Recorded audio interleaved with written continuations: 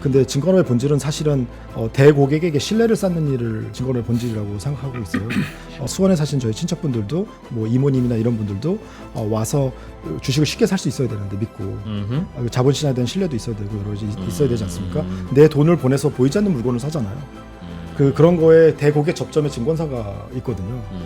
그런 것들을 좀 잘 수행하는 게 본질이 아니에요. 근데 그게 좀 쉽지는 않습니다. 플랫폼 운영하다 보면 장애도 날 수 있고 뭐 예를 들어서 주식에 에러가 나올 수 여러 가지가 있는데 그런 것들을 잘 극복하고 제공하는 게 업의 본질이지 않을까라는 생각은 하고. 이렇게 하면 될 것 같다고 이제 마음 먹고 증권업을 이제 파고든 지가 대략 토스에서 끝내고 난 다음에 이제 거의 이제 한 11개월 정도 11개월 되셨죠. 1년 정도 그 사이에도 처음 생각과 요즘 느끼는 건 또 다를 수도 있을 그럴 텐데 수 있죠. 생각보다 이거 어렵네 아니면 또 야, 이거 생각보다 여기가 기회가 더 많구나 내지는 이런 건 내가 잘못 생각했네 하는 것들은 혹시 어떤 게 있습니다. 있었어요? 그들이 진짜 잘 보고 조직을 잘 세팅해야겠다라는 생각이 굉장히 많이 바뀐 거고요. 두 번째로는 그냥 가장 좋은 모델을 가져다 써야겠다. 이미 만들어 놓은 그렇죠. 네, 그렇죠. 근데 가장 좋은 모델을 가져다 쓰더라도 이해도가 진짜 높아야 되는구나. 사람이. 사람이 이해도가 굉장히 높고 최적화해야 돼서 해야 되는구나. 그리고 또 생각이 바뀐 건 이거 굉장히 많은 서버 비용과 인프라 비용과 이런 걸 세팅해야 되는 줄 알았는데 생각보다 가격이 굉장히 싸졌다는 거. 클라우드는 그렇게 싸졌다는 거고 마지막으로는 이게 제가 틱톡에 있을 땐 개인화 기능을 아무나 접근 못하게 하고 진짜 철두철미하게 보완해놨거든요. 18년도, 19년도, 20년도에.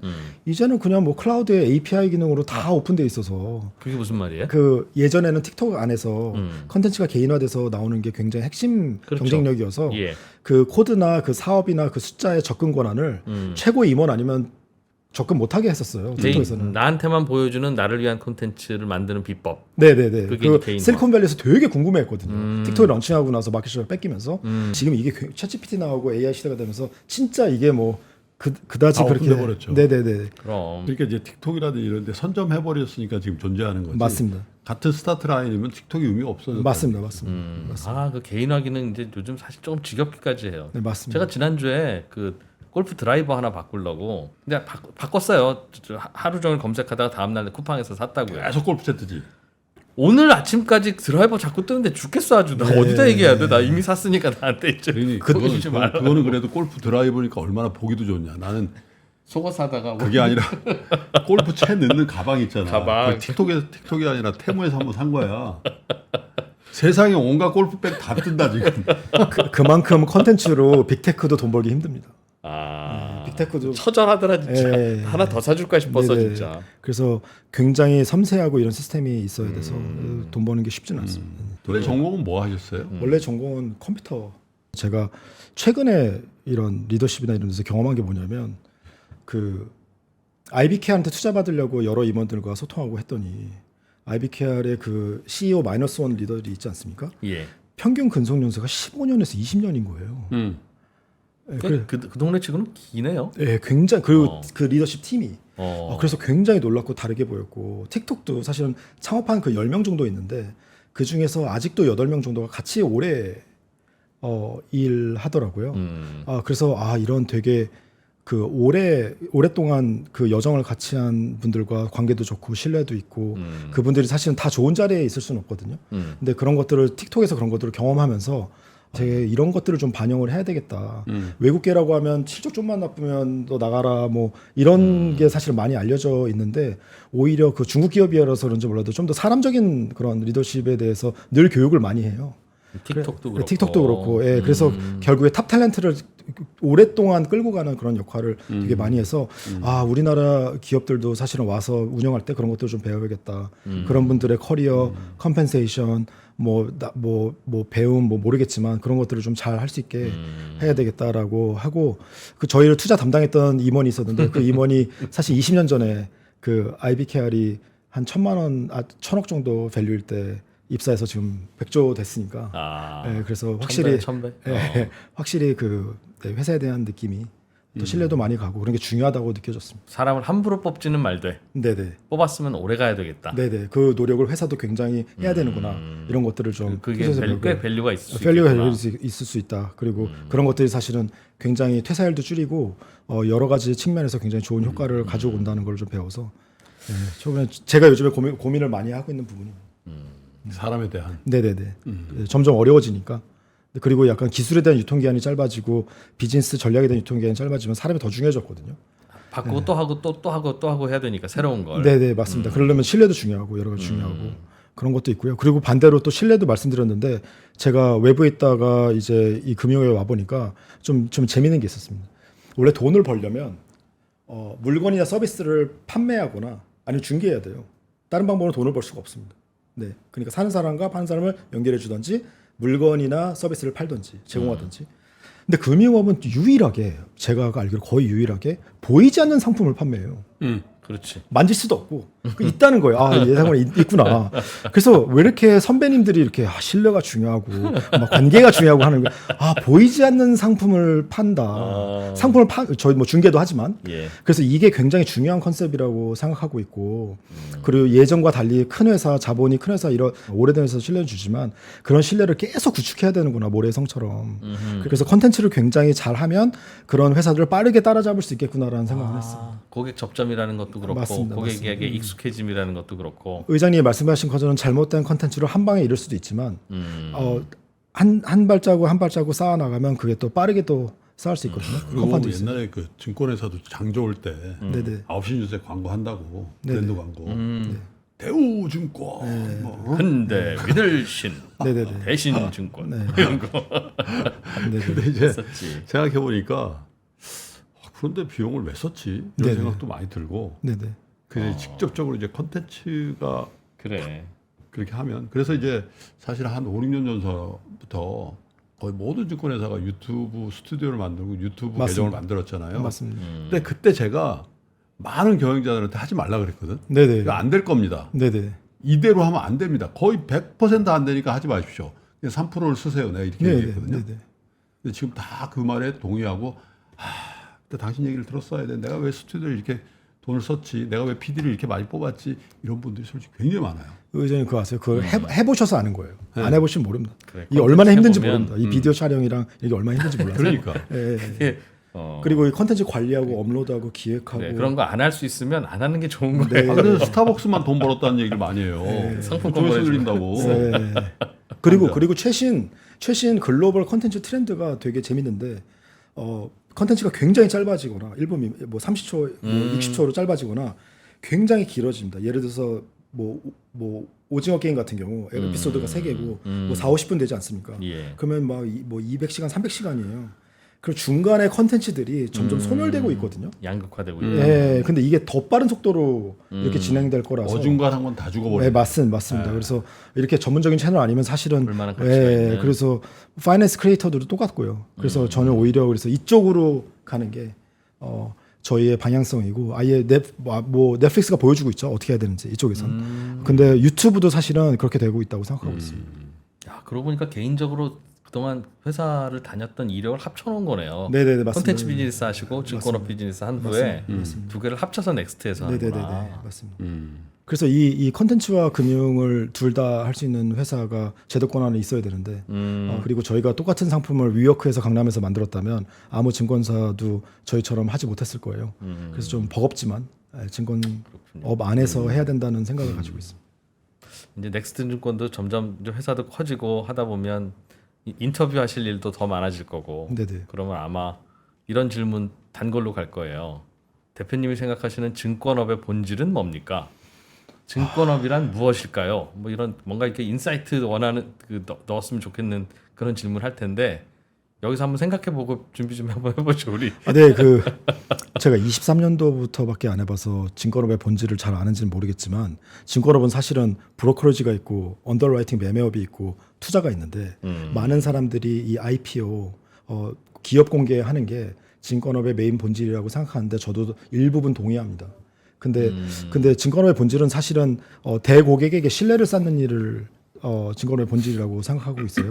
예를 들어서 수원에 사신 저희 친척분들도 뭐 이모님이나 이런 분들도 와서 주식을 쉽게 살 수 있어야 되는데 믿고 자본시장에 대한 신뢰도 있어야 되고 여러 가지 있어야 되지 않습니까? 내 돈을 보내서 보이지 않는 물건을 사잖아요. 그런 거에 대고객 접점에 증권사가 있거든요. 그런 것들을 좀 잘 수행하는 게 본질이 아닐까. 일단은 기본으로서 네네네. 뭐 당연한 네네. 바탕이지만 근데 그게 좀 쉽지는 않습니다. 플랫폼 운영하다 보면 장애도 날 수 있고 뭐 예를 들어서 주식에 에러가 나올 수 여러 가지가 있는데 그런 것들을 잘 극복하고 제공하는 게 업의 본질이지 않을까라는 생각은 하고 뭐 멋있죠. IPO 이런 게 훨씬 멋있는데. 근데 이제 증권업의 그 성장의 한계가 이렇게 지어지는 게 그런 것 같아요. 저는 이제 그 업에 비교적 오래 있었고 또 지금도 그 업에 있는 사람들이 굉장히 많이 제가 지인들 경영자들 많이 아니까 증권회사의 비즈니스의 성장과 고객의 자산의 증식이 패러럴하게 이렇게 성장하는 경우가 거의 없어요. 맞습니다. 네네. 그래서 증권업의 미래는 어떻게 하면 투자자들의 이익과 증권업의 이익이 이렇게 동반해서 성장할 수 있는 그 확실한 비즈니스 모델만 보여주면 네네. 투자자들은 굉장히 빠른 속도로 그 증권사로 집중할 수도 있을 것 같아요. 지금은 거의 대부분이 네네. 거의 비슷한 비즈니스 모델을 갖고 있고 네네. 그러한 정서에 기반 위에서 비즈니스 한단 말이에요. 그게 핵심이지 않겠냐. 저도 동의하고요. 비슷한 부분을 아마 카카오페이 증권이나 토스증권이 후발주자로 와서 기술 기반으로 보여주고 있고, 그래서 약간 그 고객들에게 좋은 정보를 제공하고 좋게 거래할 수 있고 수익을 낼 수 있게 많이 도와주는 부분이 굉장히 인상적이라고 보고 있고요. 그 두 회사가 아마 핀테크 증권사라고 업계에서는 디파인 하는데 두 회사가 합쳐서 이제 한 3분의 1 정도 미국 주식의 경우 3분의 1 정도 마켓쉐어를 가지고 있고 토스하고 페이 증권이 제가 예상했어요. 정확하게 숫자는 봐야 되겠지만 4분의 1에서 3분의 1 정도 사이의 마켓쉐어를 가지고 있는데 미국의 케이스 보면 로빈후드나 이런 핀테크 증권사들이 이제 거의 50% 가까이 다 합치면 그 정도 가져가거든요. 그게 좀 의미가 있다고 생각을 하고 있고요. 그리고 또 제가 글로벌 사업을 자꾸 말씀드리는 이유는 이런 게 있습니다. 2018년도, 19년도에 아까 말씀드린 저희 핀테크 증권사들이 한국에 런칭했을 때 미국에서는 무슨 일이 벌어졌냐면 무무, 위불 뭐 이런 회사들이 미국 본주에다가 중국 회사들이 런칭을 했습니다. 그래서 그 위무, 무무, 뭐 위불 이런 회사들이 미국에서 런칭해서 그때부터 비슷한 우리가 생각하는 좋은 UX와 낮은 수수료, 편리성을 가지고 미국 시장을 공략했고요. 예, 그리고 2020년도에 대부분 IPO했고 타이거 브로커도 IPO했고 위불도 아마 올해 했을 텐데 IPO하면서 그들은 미국 진출을 했어요. 근데 그들이 미국 진출했을 때 우리보다 뭐 돈이 많이 들었냐, 뭐 차별화된 기술이냐 그런 거 아니었거든요. 근데 그들은 이제 미국에 진출해서 이제 업력이 됐으니까 그 외에 미국의 B2B 인프라까지 다 하고 있어서 직접적으로 로빈후드와 경쟁을 하고 있습니다. 근데 그게 2018년도, 19년도에 모바일 때 그걸 해서 이제 인공지능 시대가 됐으니까 콘텐츠와 이런 인티그레이션 전략으로 미국 진출을 좀 해봐야 되겠다는 생각을 제가 하고 있고 이런 기회가 드디어 열렸으니까 모바일 때 한번 열리고 AI 이럴 때 열린다고 생각하고 있거든요. 그래서 저희가 이거를 좀 해보려고 전 준비하고 있습니다. AI를 이것저것 준비해 보니까 이 AI의 새로운 혁명, 네네. 물결, 뭐 네네. 변화 네네.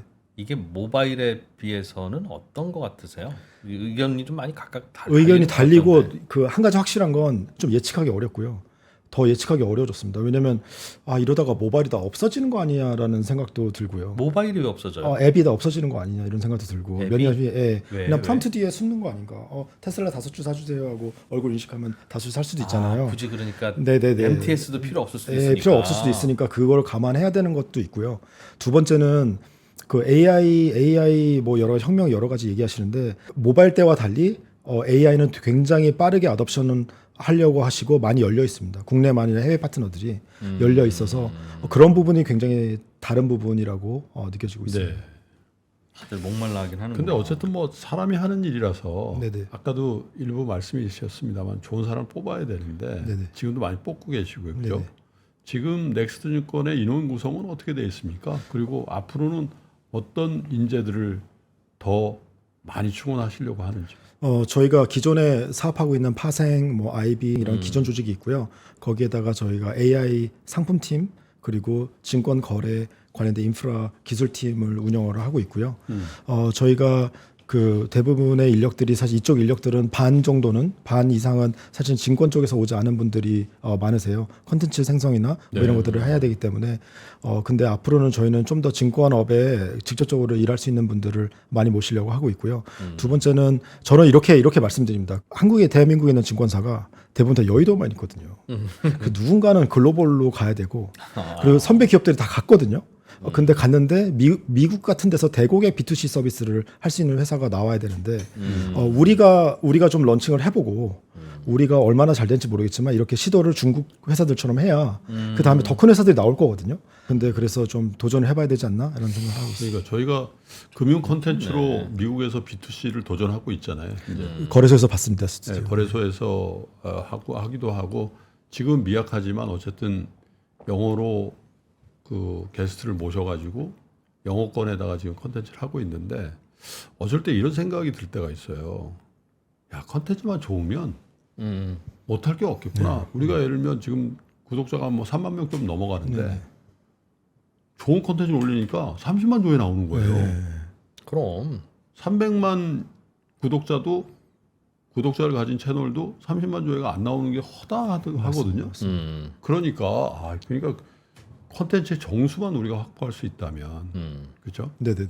그런 가능성을 딱 봤을 때, 정말 가슴이 웅장해지고 지금까지 막 힘들었던 거 다 없어지고 막 그런 걸 느끼는데, 그걸 이제 그 콘텐츠를 활용해서 업을 해보시려는 거예요, 증권업을. 맞습니다. B2C로. 제가 틱톡에서 배운 건 틱톡에서 아무노래 챌린지 같이 그 플랫폼을 다음 레벨로 가는 이런 붐이 되는 이런 컨텐츠를 여러 번 만들고 싶고 막 하는데 저희 그 당시에 상품 리더와 저희 임원회의에서 무슨 얘기했냐면 우리는 어차피 재미없는 사람들이니까 그거는 재능이 없다는 걸 받아들여라.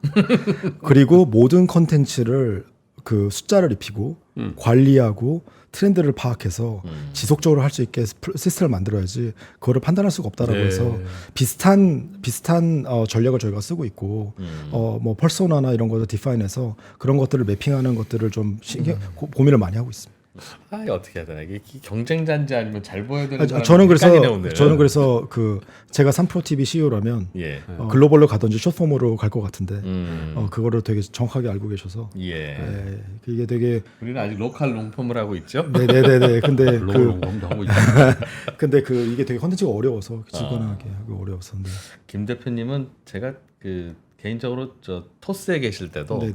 토스에 김 대표님의 이제 같이 일하시는 분들도 저도 개인적으로 알고 있고 김 대표님의 윗분들도 개인적으로 좀 알고 있는데 사실 궁금한 게 있었어요. 되게 좋아해요 김 대표님을.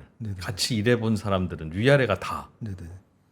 그러니까 평가도 되게 좋고 이거 뭐 본인이 직접 면전에서 느끼는 좀 민망한 칭찬일 수도 있는데 그래서 사실은 비결이 뭐냐? 그 이른바 이제 그 윗분들은 그 일하는 방법을 아는 친구야, 일 되게 잘해 그런 평가가 많고 또 이제 같이 일하는 팀원들은 굉장히 믿고 따르는데 일은 되게 많이 시키는데 신뢰가 간다. 이게 쉽지 않잖아요, 그게. 비결 좀 알려주세요. 뭐 어떻게 하는 거예요, 회사 너무 일을? 과분한 칭찬이시고 아마 이 방송에 나가게 되면 저 욕하는 사람들도 많을 텐데. 근데 저는 반반 호불호가 갈리는 스타일이라고 생각을 하고 있고요. 저는 두 가지라고 생각합니다. 첫 번째는 저는 굉장히 솔직하게 얘기합니다. 모른다. 이거 잘 모르겠고. 이거는 어떻게 될지 모르겠고 이런 걸 굉장히 솔직하게 얘기하는 편이고요. 첫 번째로. 두 번째는 솔직하게 얘기하면 어떤 긍정적인 효과가 있습니까? 되게 자신감 있다고 하시더라고요. 오히려 솔직하게 얘기하는 건 자신감이 필요로 한데 이거 모르겠다 이런 거가 있고요. 두 번째는 좋게 평가해 주시면 고마운데 좀 그런 게 있습니다. 그 리더로서 일할 때 어떤 부분은 제가 직접 해야 되지만 어떤 부분은 같이 n분의 1에서 팀원처럼 같이 일을 해요. 그게 사람마다 밸런스를 잘 조절하는 편이거든요. 그러니까 어떤 분에게 아주 지시하지만 어떤 분은 일을 반으로 나누기도 하고 내가 같이 거들기도 하고 나는 아예 안 하기도 하고 그 밸런스를 계속 다이나믹하게 유지를 그거 선택하는 게 사실 리더가 가장 어려운 일. 안 해도 될 일 하고 있고 맞습니다. 해야 될 일 안 하고 있고 그리고 또 나눠야 될 일 독점하고 이분이 그냥 해야 되는 일인데 내가 반쯤 해줄 때도 있거든요. 그렇죠. 네, 근데 그거를 잘 관리하는 게 CEO가 해야 되는 일이지 않을까라는 거. 그리고 마지막으로 생각보다 그 유능하지 못해서기도 해요. 왜냐하면 제가 잘한 일이 많이 없어서 위임을 많이 하거든요. 그래서 그런 것들, 그래서 제가 유능했으면 아마 제가 많이 했을 텐데. 그걸 맡기다 보니 저분이 나를 신뢰하고 날 맡기는 그런 거 같습니다. 제 생각에. 의외의 효과를 갖고 온다. 그 유능하지 않은 게 되게 빛을 발하고 있습니다 요즘에. 넥스트 증권 저희 3프로TV 사무실하고도 아주 가까운데 여의도에 새 식구가 되신 걸 환영하고 앞으로 저 증권업의 이노베이션을 선도하는 그런 회사를 만들어 가시길 저희도 소비자의 한 사람으로서 같이 네네. 기도하겠습니다. 네, 또 알겠습니다. 글로벌 시장에서 미국의 증권회사하고 어깨를 나란히 혹은 더 큰 어깨가 되시기를. 초대해 주셔서 감사합니다. 예, 고맙습니다. 넥스트 증권의 김승현 대표님 고맙습니다. 네. 감사합니다. 감사합니다.